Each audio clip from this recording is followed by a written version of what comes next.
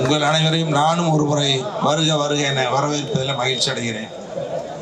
இன்று சர்வதேச சமூக நீதி, உலகம் முழுவதும் சமூக நீதி பேசுகிற இந்த நல்ல நாளிலே தான் ஏற்றத்தாழ்வற்ற சமத்துவ சமதர்ம சமுதாயத்தை உருவாக்க வேண்டும். தமிழ்நாடு, இந்திய திருநாடு, உலக நாடு முழுவதும் எல்லாருக்கும் எல்லாமும் கிடைக்க வேண்டும் என்ற அடிப்படையில் நடைபெறுகிற சர்வதேச சமூக நீதி தினத்தில் நடைபெறுகிற இந்த நல்ல நாளில் பாட்டாளி மக்கள் கட்சியினுடைய தலைவர் எங்கள் மருத்துவர் சென்னை அன்புமணி அவர்கள் அழைப்பை ஏற்று இங்கே சமூக நீதி கூட்டமைப்பு சார்ந்த தலைவர்கள் எல்லாம் பங்கேற்று பேசியிருக்கிற சாதிவாரி மக்கள் தொகை கணக்கெடுப்பு கூட்டத்தை உடனடியாக கணக்கெடுப்பு கூட்டம் நடத்தி கணக்கெடுப்பை தமிழக அரசு உடனடியாக நிறைவேற்ற வேண்டும் என்று வலியுறுத்தி பேசப்பட்டிருக்கிற இங்கே மேடையில் வைத்திருக்கிற தலைவர் பெருமக்களே, இங்கே எல்லோரையும் அழைத்து இந்த அறப்போராட்டத்திற்கு ஆர்ப்பாட்டத்திற்கு தலைமையேற்றிருக்கிற பாட்டாளி மக்கள் கட்சியினுடைய தலைவர், சாதனை படைத்திட்ட மத்திய முன்னாள் அமைச்சர், நாடாளுமன்ற மாநிலங்களவை உறுப்பினர் மதிப்பிற்குரிய மருத்துவர் சென்னை அன்புமணி அவர்களே,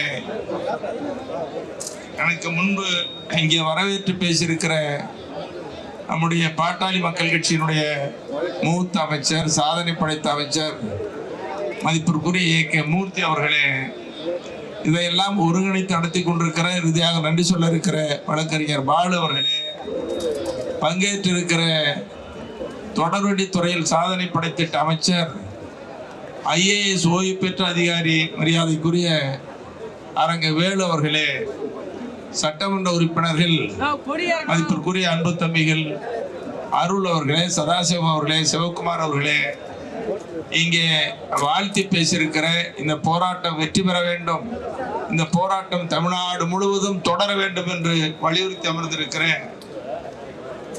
நம்முடைய கூட்டமைப்புடைய தலைவர்கள் சார்பில் வருகின்றிருக்கிற G.K. வாசன் அவர்கள் சார்பிலே பேசி அமர்ந்திருக்கிற சட்டப்பேரவை முன்னாள் உறுப்பினர் அன்பிற்குரிய சகோதரர் முடியல் சேகர் அவர்களே, மரியாதைக்குரிய சட்ட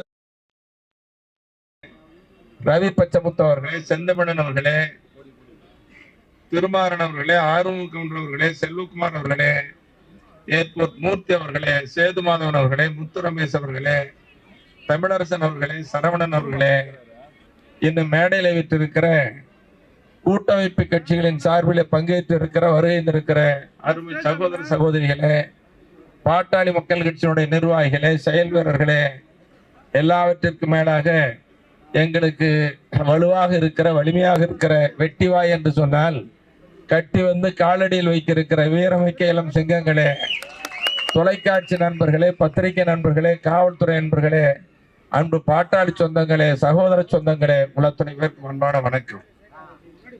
ஏதோ இது ஒரு நாள் கூடியிருக்கிறோம், கலைந்திருக்கிறோம் என்ற ஒரு போராட்டம் அல்ல. எங்கள் மருத்துவரையா அவர்கள் இயக்கம் தொடங்கிய காலத்திலிருந்து வலியுறுத்தி வருகிற ஒரு கோரிக்கையை, நிலைப்பாட்டை முன்னெடுத்து செல்லுகிற ஒரு அறப்போராட்டம்.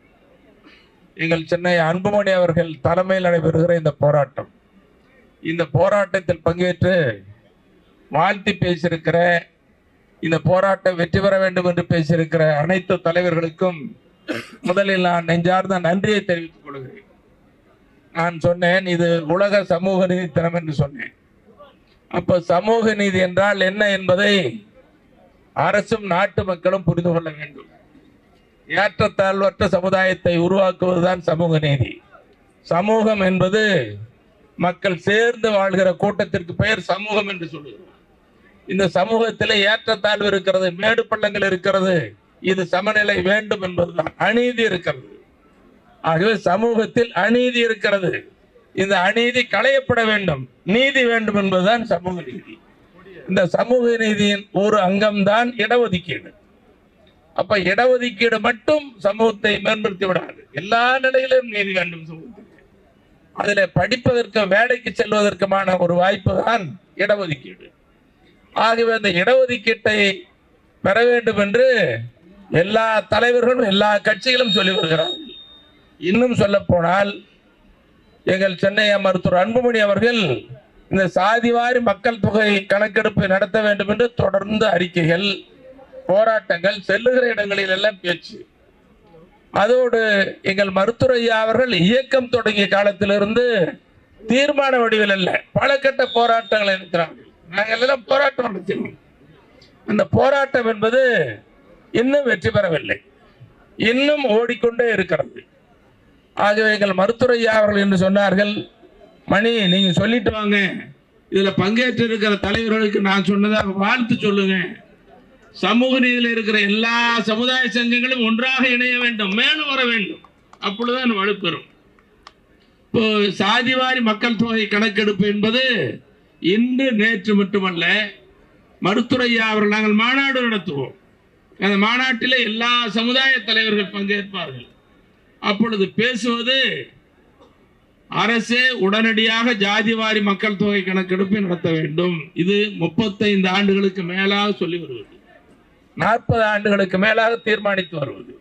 இப்ப ஜாதிவாரி கணக்கெடுப்பு என்பது ஏதோ தலையை எண்ணிக்கொள்வது அல்ல. வன்னியர்கள் இவ்வளவு பேர், முத்தரையர்கள் இவ்வளவு பேர், முக்குளத்தோர் இவ்வளவு பேர், கொங்கு வேளாள கவுண்டர் இவ்வளவு பேர், ஆயுதிராவிடர் இவ்வளவு பேர், மற்ற சமூகத்தை சார்ந்தவர் எல்லாம் பேர் சொல்ல தப்பா நினைக்கிறீங்க. நாடாரா, நாயுடா, முத்தரையரா, முக்குளத்தூரா, செட்டியாரா, வில்லமாரா, கொங்கு வேளாள கவுண்டர், வீட்டுக்குள்ள எல்லா ஜாதியும், எல்லா ஜாதியிலும் எவ்வளவு பேர் இருக்கிறாங்க தலையை எண்ணிக்கிட்டோம்னா அதுல நலிந்த பிரிவினர் எவ்வளவு இருக்கிறாங்க, வன்னியர் மக்கள் தொகை எவ்வளவு, கொங்கு வேளாள கவுண்டர் மக்கள் தொகை எவ்வளவு, தேவர் முக்குளத்தோர் மக்கள் தொகை எவ்வளவு, முத்தரையர் மக்கள் தொகை எவ்வளவுன்னு கணக்கு எடுத்துக்கிறோம். அதுல நலிந்த பிரிவினர், பொருளாதாரத்தில் நலிந்த ஏழைகளாக இருப்பவர்கள் எவர்கள் பேர், அவர்களை கண்டறிந்து அவர்களை மேலே தூக்கிவிடுவதற்கான ஒரு நல்ல திட்டத்தை கொண்டு வருவதற்கான் இங்கே சாதிவாரி மக்கள் தொகை கணக்கெடுப்பு நடத்த வேண்டும் என்று இந்த ஆர்ப்பாட்டத்தின் வாயிலாக, போராட்டத்தின் வாயிலாக அரசை வலியுறுத்துவோம். சும்மா ஏதோ கணக்குகள். எங்க சென்னை அன்புமணி கூட என்ன சொன்னாங்க, இப்படி தலையை எண்ணிக்கொண்டு நலிந்த பிரிவினரை மேலே கொண்டு வருவது என்பது ஒரு நோக்கம். அதே நேரத்தில் தமிழக அரசின் சார்பில் இடஒதுக்கீடு 69 விழுக்காடு வழங்கப்பட்டு வருகிறது. இந்த 69 விழுக்காடு இடஒதுக்கீட்டை எதிர்த்து உச்ச நீதிமன்றத்திலே வழக்கு தொடரப்பட்டிருக்கிறது. அந்த உச்ச நீதிமன்றத்தில் இருக்கிற வழக்கு நாளைக்கு எப்ப வேணாலும் எடுக்கலாம். வழக்கு பிரச்சனைக்கு வந்துச்சுன்னு சொன்னா தமிழக அரசு என்ன செய்ய போகுது, என்ன கணக்கு காட்ட போகுது? கணக்கு காட்ட வேண்டாமா? இது 69 விழுக்காடுக்கு தக்க ஏற்பாடாக இவ்வளவு சாதிவாரி மக்கள் தொகை கணக்கெடுப்பு எங்களிடத்தில் இருக்கிறது என்று காட்டினால் அந்த 69 விழுக்காடு நிலைநிறுத்தப்படும், எல்லா சாதிகளுக்கும் உறுதி செய்யப்படும். அது வேண்டாமா? இதை இங்க மட்டும் நாங்க பேசல, சட்டமன்றத்தில் தொடர்ந்து பேசிட்டு இருக்கோம். பாட்டாளி மக்கள் கட்சி நாங்க தொடர்ந்து பேசுறோம், வெளியிலேயே பேசுறோம், போராட்டங்களையும் நடத்திட்டு இருக்கிறோம். இன்னைக்கு வரைக்கும் நடக்கல. இதை வலியுறுத்துற வகையில கூட பாத்தீங்கன்னா தமிழ்நாட்டுல சாதி பத்தி பேசினா சில அரசியல் கட்சி தலைவர்கள் சொல்றாங்க, ஜாதி பத்தி பேசலாமா, ஏன் பேசக்கூடாது, என்ன தப்பு இருக்குது? ஜாதியின் பெயராலதான் படிக்கிறதுக்கு பள்ளிக்கூடத்துல சேரும் பொழுது குழந்தை பேர் என்ன, அப்பா பேர் என்ன, என்ன ஜாதி கேட்கிறாங்க. வேலைக்கு போகணும்னா என்ன ஜாதி, இடஒதுக்கீடு. அப்ப ஜாதியின் பேசாம என்ன பேச முடியும்? இதுதான் எங்க மருத்துவர் ஐயா கூட வரக்கூடிய 23ஆம் தேதி சோழ மண்டலத்துல கும்பகோணத்துல சமய சமுதாய நல்லிணக்க மாநாடு. அந்த மாநாடு என்பது இந்த போராட்டத்திற்கு மாநாட்டிற்கும் எவ்வளவு ஒற்றுமை இருக்கிறது என்பதை நீங்கள் புரிந்து கொள்ள வேண்டும். சமயம் என்று சொன்னால் மதம், சமூகம் என்று சொன்னால் சமுதாயம் என்று சொன்னால் ஜாதி, சமய சமுதாய சகோதர நல்லிணக்கமான. அப்ப மதத்தாலும் ஜாதியாலும் சண்டை சச்சரவுகள் கூடாது, ஒரு துளி ரத்தம் சிந்தக்கூடாது. இங்கே இருப்பவர்கள் எல்லோரும் ஜாதியின் பெயராலும் மதத்தின் பெயராலும் சகோதர நல்லிணக்கத்தோடு வாழ வேண்டும், எல்லாருக்கும் உரிமை கிடைக்க வேண்டும் என்பதுதான் அந்த மாநாட்டுடைய நோக்கம். 23ஆம் தேதி அதுக்கு எடுத்துக்காட்ட இன்னைக்கு உலக சமூக தினம். இன்னைக்கு எங்க சென்னை அன்புமணி அவர்கள் தலைமையில் இந்த போராட்டம் நீ நினைச்சு பாருங்க. அப்ப மருத்துவர் ஐயா அவர்களும் சென்னை அன்புமணி அவர்களும் பாட்டாளி மக்கள் கட்சியும் தொடர்ந்து எல்லா சமுதாய மக்களுக்கும் உரிமைக்கும் குரல் கொடுக்கிற போராட்ட இயக்கம் என்பதை நீங்கள் மறந்துவிடக் கூடாது. ஏதோ போராட்டம் நடத்துறது இல்லை, 4 பேர் கூடலாம், கலையெல்லாம், ஒரு கூட்டம் நடத்தலாம், போராட்டம் நடத்தலாம், போயிடலாம். ஆனா உண்மை என்ன? எல்லாருக்கும் எல்லாமும் கிடைக்க வேண்டும், ஏற்றத்தாழ்வு இல்லாமல் வாழ வேண்டும். இப்போ ரெட்டியார் இருக்கிறாங்க, ரெட்டியார் முன்னேறிய வகுப்பா இருந்தாலும் கூட அதுல ஏழைகள் இருக்காங்களா இல்லையா? பிராமணர் முன்னேறிய வகுப்பு, ஏழைகள் இருக்காங்களா இல்லையா? இன்னைக்கு நரிக்குறவர் சமுதாயம் இருக்கு, எவ்வளவு அடித்தட்டில் இருக்காங்க, அவங்களுக்கு உரிய உரிமை வேண்டாமா?